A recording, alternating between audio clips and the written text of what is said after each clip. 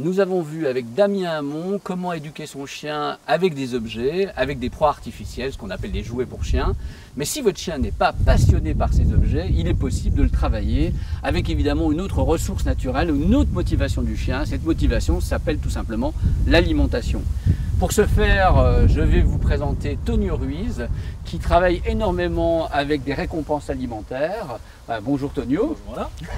Et donc, voilà, vous êtes avec vos stagiaires, vous allez pouvoir nous montrer un petit peu comment travailler avec son chien avec des... On peut utiliser la nourriture, voilà, qui Ouais. est certainement une des meilleures récompenses, en tout cas une de celles que le chien apprécie le plus. D'accord. Speed, est-ce que tu aimes ça? En général, j'ai pas trop de doutes.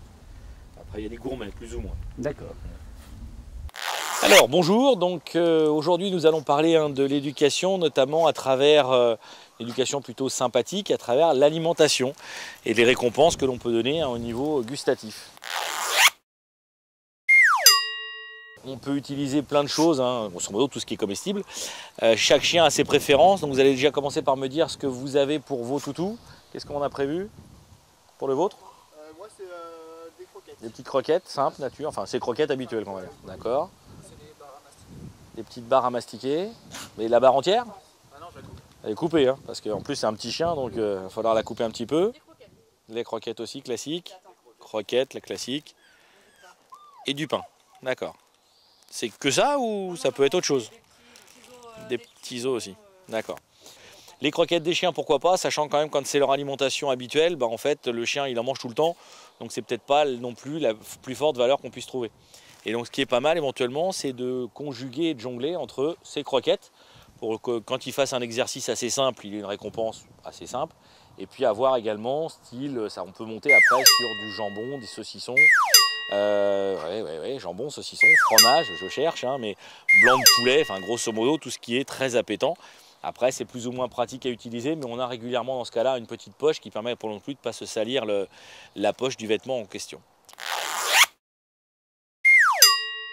Et puis il faut évidemment, encore une fois, doser, je parlais de la petite barre tout à l'heure, doser la taille de la croquette par rapport à la taille du chien. C'est évident qu'un Saint-Bernard va pouvoir manger plusieurs dizaines, peut-être même de friandises par jour, d'une certaine taille. Un petit comme la bulldog français, là ça va être quelques petits morceaux, seulement quelques petits morceaux. Que se passe-t-il quand on n'a plus la friandise?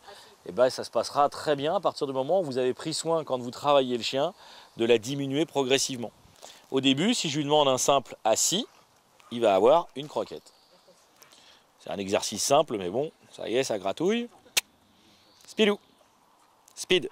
On recommence. Assis. Donc systématiquement, un exercice, une friandise, d'accord, un exercice réussi, une friandise. Et puis ensuite, c'est très simple, on va commencer à faire ça de façon, hop, une fois, speed assis, deux fois, donc une sur deux, une sur 3. Et en général, quand on arrive à une sur 4 ou sur 5, on devient carrément de façon aléatoire. D'accord? La récompense devient aléatoire.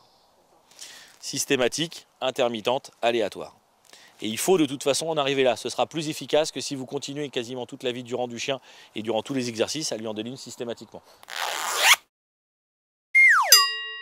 Attention aussi, quand on a vu tout à l'heure la demoiselle donner quelque chose à son chien, à ne pas être, à ne pas être en l'air et hors de portée.